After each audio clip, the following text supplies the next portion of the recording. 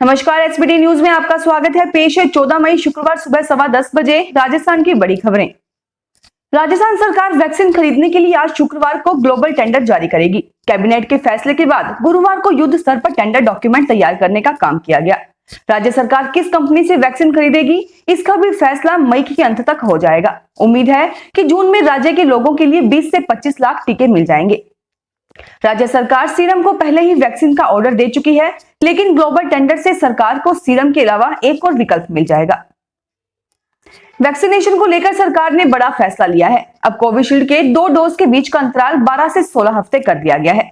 फिलहाल 6 से 8 हफ्ते के अंतराल में कोविशील्ड के 2 डोज लगाए जा रहे हैं। सरकार को सलाह देने वाले national technical advisory group of immunisation ने इसकी सिफारिश की थी। पैनल ने साफ किया कि कोवैक्सीन की डोज में कोई बदलाव नहीं हुआ है। देश में वैक्सीन की कमी के बीच गुरुवार को नीति आयोग के सदस्य वीके पॉल ने एक उम्मीद भरी घोषणा की। पॉल ने बताया कि इस साल अगस्त से दिसंबर तक वैक्सीन की 216 करोड़ डोज तैयार कर ली जाएगी। पॉल ने कहा कि कोई भी वैक्सीन जिसे WHO या FDA ने अप्रूव किया हो, उसे भारत आने की अनुमति होगी। विदेश मंत्रालय दुनिया में अन्य वैक्सीन बनाने वाली कंपनियों के भी संपर्क में है। केंद्र के मोबाइल कॉलर ट्यून पर दिल्ली हाईकोर्ट ने तीखी टिप्पणी की है। जस्टिस विपिन संघई और जस्टिस रेखा पल्ली की बेंच ने कहा कि जब भी कोई फोन लगाता है तो उसे चिढ़ पैदा करने वाली ट्यून सुनाई पड़ती है कि वैक्सीन लगवाइए। कौन लगाइएगा वैक्सीन जब वैक्सीन ही नहीं है। अदालत ने कहा कि इस तरह के मैसेज का क्या मतलब है। अदालत ने कहा कि आपको सभी को वैक्सीन देनी चाहिए। देश भर में आज ईद का महोत्सव मनाया जा रहा है। All India Muslim personal law board, Darul Uloom Deoband और देश के कई मस्जिद कमेटियों ने इस बार ईद पर कोरोना गाइडलाइंस का पालन करने की सलाह दी है। देवबंद ने फतवा जारी किया है और कहा है कि मौजूदा हालात को देखते हुए मस्जिद में नमाज अदा करने से बेहतर चाश्त की नमाज यानी घर पर नमाज अदा करना बेहतर है। राजस्थान के मुख्यमंत्री अशोक गहलोत ने पीएम केयर्स फंड से उपलब्ध कराए गए खराब वेंटिलेटर्स की खरीद की जांच केंद्रीय स्वास्थ्य मंत्रालय से करवाने की मांग की है। गहलोत ने एक बयान में कहा कि भारत सरकार ने प्रदेश को पीएम केयर फंड से 1900 वेंटिलेटर उपलब्ध करवाए थे। इन वेंटिलेटरों के इंस्टॉलेशन और मेंटेनेंस की जिम्मेदारी भारत सरकार की थी। डॉक्टरों के मुताबिक इनमें से कई वेंटिलेटरों में तकनीकी कमियां हैं, जिसके कारण इन्हें इस्तेमाल करना रोगियों के लिए खतरनाक साबित हो सकता है। कोरोना महामारी के बीच तरह तरह के खतरे सरकारों की चिंता बढ़ा रहे हैं। कोरोना से ठीक हो रहे मरीजों में म्यूकरमाइकोसिस नामक बीमारी ने सरकारों को चिंता में डाल दिया है। राजस्थान समेत देश के कई राज्यों में इस बीमारी के मामले सामने आए हैं। कोरोना से ठीक हुए डायबिटीज के रोगियों में यह बीमारी अधिक हो रही है। विशेषज्ञों के अनुसार इसमें पीड़ित व्यक्ति को जहां आंख की रोशनी से हाथ धोना पड़ रहा है, वहीं उनके जबड़े को निकालने तक की नौबत भी आ रही है। प्रदेश के मुख्यमंत्री अशोक गहलोत ने भी इसे लेकर चिंता जाहिर की है।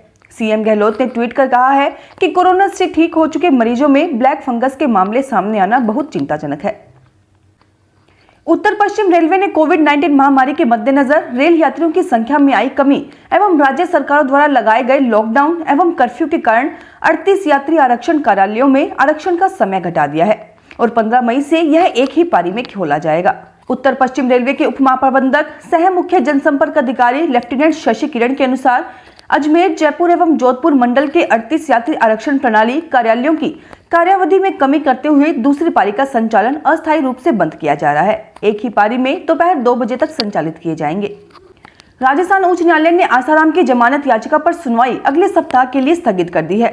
उसने हरिद्वार में आयुर्वेदिक उपचार कराने के लिए अंतरिम जमानत मांगी है। कोरोना वायरस से संक्रमित पाए जाने के बाद जोधपुर में स्थित अखिल भारतीय आयुर्विज्ञान संस्थान में भर्ती आसाराम का इलाज फिलहाल जारी रहेगा। राजस्थान के चिकित्सा एवं स्वास्थ्य मंत्री डॉक्टर रघु शर्मा ने कहा है कि राज्य में टीके की आपूर्ति नहीं होने से टीकाकरण प्रभावित हो रहा है और राज्य में निरंतर टीकाकरण के लिए तत्काल 20 लाख खुराक की जरूरत है। शर्मा ने कहा कि राज्य सरकार की ओर से निरंतर केंद्र व टीका आपूर्ति कंपनी से संपर्क करने का प्रयास किया जा रहा है, लेकिन कोई सकारात्मक जवाब नहीं मिल रहा है। सुप्रीम कोर्ट ने लॉकडाउन की वजह से परेशानी का सामना कर रहे प्रवासी मजदूरों को राहत पहुंचाने के लिए गुरुवार को कुछ निर्देश जारी किए। सुप्रीम कोर्ट ने दिल्ली, हरियाणा और उत्तर प्रदेश सरकार को निर्देश दिए हैं कि राष्ट्रीय राजधानी क्षेत्र में आने वाले जिलों में सामूहिक रसोई खोली जाए ताकि मजदूर और उनके परिवार 2 वक्त का खाना खा सकें। दक्षिण पूर्व अरब सागर और उससे सटे लक्षद्वीप पर कम दबाव का क्षेत्र बना हुआ है। 16 मई को एक चक्रवाती तूफान का रूप लेकर उत्तर पश्चिम की ओर आगे बढ़ रहा है। 18 मई से इस तूफान के गुजरात, कच्छ और राजस्थान के बाड़मेर, जैसलमेर जिले से टकराने के साथ ही भारी बारिश की भी संभावना जताई है। कोरोना संक्रमण के फैलाव को देखते हुए ऑक्सीजन की अत्यधिक आवश्यकता पड़ रही है। सरकारी प्रयासों के साथ ही विभिन्न सामाजिक और समाजसेवी संगठन भी कोरोना मरीजों को ऑक्सीजन पहुंचाने का काम कर रहे हैं। भारतीय जैन संगठन की ओर से गुलाबी नगर जयपुर में ऑक्सीजन बैंक स्थापित किया गया है। BJS पिंक सिटी की ओर से 35 ऑक्सीजन कंसंट्रेटर के साथ शुरू किए गए हैं। जयपुर में टोंक रोड पर बिलवा स्थित राधा स्वामी सत्संग भवन में बनाई गई 500 बेड्स के कोविड केयर सेंटर की व्यवस्था देखने गुरुवार को मुख्य सचिव निरंजन आर्य मौके पर गए। उन्होंने यहां भर्ती मरीजों से कोविड सेंटर का फीडबैक लिया और वहां ऑक्सीजन बेड्स की संख्या बढ़ाने के निर्देश दिए। साथ ही उन्होंने एक मरीज की शिकायत पर कोटपुतली के राजकीय चिकित्सालय के जिम्मेदार अधिकारियों के खिलाफ कार्रवाई के लिए कहा।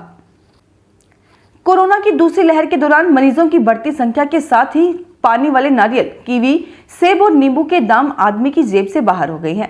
कोरोना संक्रमण से बचाव और इम्यूनिटी बढ़ाने के लिए विटामिन सी वाले फलों के खाने का सुझाव दे रहे हैं। इसके चलते ऐसे फलों की मांग बढ़ने से इनके दाम आसमान छू रहे हैं।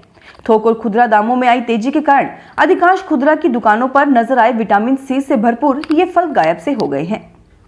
फिलहाल इस बुलेटिन में इतना ही। फिर हाजिर होंगे और बड़ी खबरों के साथ। SBT न्यूज के वीडियो देखने के लिए हमारे चैनल को सब्सक्राइब करें और नोटिफिकेशन पाने के लिए बेल आइकन को प्रेस करें।